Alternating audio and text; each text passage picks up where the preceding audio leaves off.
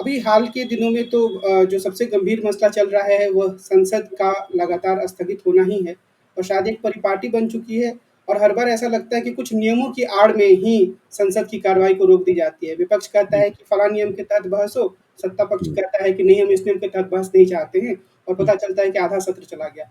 इस जी। घटना को आप कै परिघटना को आप कैसे देखते हैं भारतीय लोकतंत्र के लिए? देखिए, इसके ऊपर तो क्या टिप्पणी की जाए ये भी अपने आप में एक प्रश्न है, क्योंकि ये एक चलन हो गया है और उसका कारण ये है कि संसद के अंदर जो घटित होता है अ, वो इस बात पर निर्भर करता है कि भारत में राजनीति किस किस्म की है। अगर भारतीय राजनीति के अंदर तल्खी बहुत बड़े पैमाने पर होगी, सत्ता पक्ष और विपक्ष के बीच में किसी भी किस्म का कोई रचनात्मक तालमेल नहीं होगा और दोनों एक कट थ्रोट कॉम्पिटिशन में, एक गला काटू प्रतियोगिता में उलझे हुए होंगे और एक दूसरे को सड़क पर बुरा भला कह रहे होंगे, तो फिर सदन के अंदर जिस तरह की बहस होनी चाहिए, जो हम अपेक्षा करते हैं, उस तरह की बहस नहीं हो पाएगी। इसमें कुछ ऐसे मसले हैं कि जो लोग सत्ता में हैं, वो ये मानते हैं कि वो जो लोग विपक्ष में हैं, उनकी जो लीगेसी है या उनकी जो पूरी विरासत है, उस विरासत को समाप्त कर देना ही उनका विचारधारात्मक लक्ष्य है। और विपक्ष को लगता है कि ये लोग जो सत्ता में हैं, वो हमारे अस्तित्व को ही समाप्त कर देना चाहते हैं। तो ये जब इस तरह की परिस्थिति बन जाए, तो फिर लोकतंत्र में आप समझ लीजिए कि सत्ता पक्ष और विपक्ष दोनों एक ही सिक्के के 2 पहलू नहीं रह जाते, बल्कि ये दोनों अलग-अलग सिक्के बन जाते हैं। और चूँकि 2 अलग-अलग सिक्के हैं, तो दोनों सिक्के जब टकराएँगे तो उसमें से आवाज़ होगी। कभी आवाज़ वो कानों को मधुर लगेगी और कभी आवाज़ वो कड़वी लगेगी। तो इसलिए हर सदन के हर सत्र में तकरीबन यही स्थिति होती है और ख़ास तौर से ऐसे मसलों के ऊपर, जिन मसलों के ऊपर सत्ता पक्ष अपने आप को थोड़ा-सा घेरा हुआ महसूस करता है, वहाँ पर वो ये नहीं दिखाना चाहता कि वो विपक्ष के सामने किसी तरीके से झुक गया है या विपक्ष की उसने कोई मांग मान ली है। तो मौजूदा जो गतिरोध है, वो गतिरोध मणिपुर के सवाल के ऊपर है। और हम जानते हैं कि मणिपुर में भारतीय जनता पार्टी की सरकार है, केंद्र में भी भाजपा की सरकार है। तो मणिपुर में जो हो रहा है वो अपने आप में अभूतपूर्व है। उससे न केवल मणिपुर के अंदर एक जातीय संघर्ष, एक जातीय गृहयुद्ध छिड़ा हुआ है, बल्कि उसकी वजह से पूरा का पूरा उत्तर-पूर्व बिगड़ जाने का अंदेशा है। उसका असर मेघालय में भी पहुँच गया है, उसका असर मिज़ोरम में भी पहुँच गया है और दूसरी जगहों पे भी उसका असर पहुँचेगा। तो भारतीय जनता पार्टी ने अभी तक उत्तर-पूर्व में अपने प्रसार का जो भी काम किया था, जिसकी सभी लोग उसके आलोचक भी उसे श्रेय दिया करते थे, वो दरअसल सिफ़र हो गया है। तो उसमें कुछ बचा नहीं है, तो भाजपा काफ़ी परेशान है और उसका अपना किया-धरा है। ऐसा नहीं है कि भाजपा के खिलाफ मणिपुर में कोई साजिश हो रही है।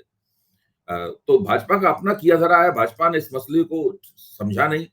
और जिस तरीके से उसने मैतेई समुदाय के बीच में उसने जो राजनीति की, उस राजनीति ने मैतेई समुदाय जैसा उसके बारे में आम तौर पर सारे देश में छवि थी, उसका कुछ का कुछ बना दिया।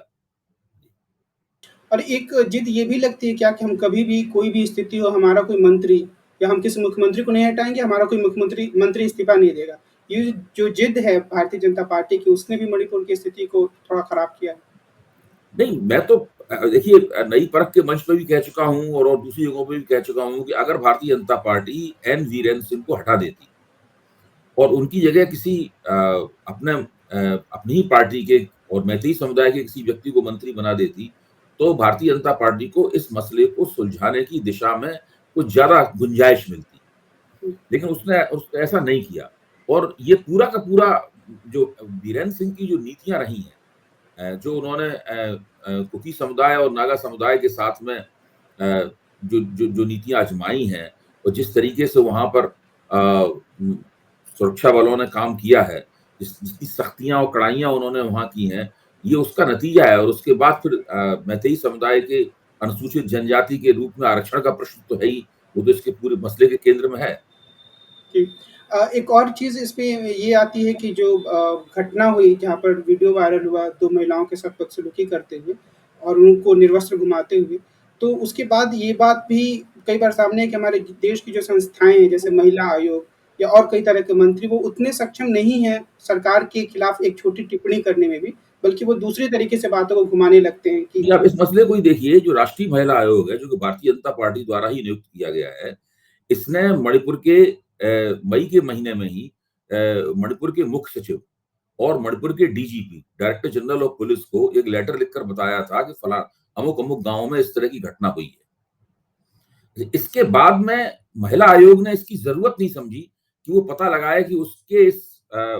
इस पत्र के ऊपर उन लोगों ने क्या कार्रवाई की। वो केवल उसने एक डाकिये का काम किया, यानी उसको जो शिकायत मिली थी, उस शिकायत को उन्होंने वहाँ भेज दिया। लेकिन स्त्रियों के साथ ऐसा हुआ है, जो महिला आयोग का प्रथम कर्तव्य बनता है, उसने ऐसा कोई काम नहीं किया। तो ये इस बात का सबूत है कि चूँकि महिला आयोग सरकारी पार्टी द्वारा नियुक्त है और वो सरकारी पार्टी के ही अपने आप को मानता भी है कि हम भाई इस सरकार के हैं, उसकी कोई निष्पक्ष आत्म छवि नहीं है। ऐसे में महिलाओं के ऊपर कुछ भी होता रहे, अगर यही काम किसी विपक्ष की सरकार में हुआ होता, तो महिला आयोग न जाने क्या-क्या कर रहा होता, बहुत ज़्यादा सक्रिय होता। लेकिन ऐसा ना होकर चूँकि मणिपुर में ये घटना हुई है, इसलिए महिला आयोग ने केवल अपनी खाना-पूरी कर ली अपनी ज़िम्मेदारी की और मुँह पर पट्टी बाँधकर चुपचाप बैठ गया। तो ऐसी स्थिति में ये एक बहुत अफ़सोसनाक स्थिति है कि इसमें लगता है कि कोई भी अपने कर्तव्य का पालन नहीं कर रहा है। सब तरफ केवल पार्टीबंदी ही हो रही है और अ, संकीर्ण राजनीति और पार्टी का जो वो हित है, उससे ऊपर उठ के कोई सोचने के लिए तैयार नहीं है।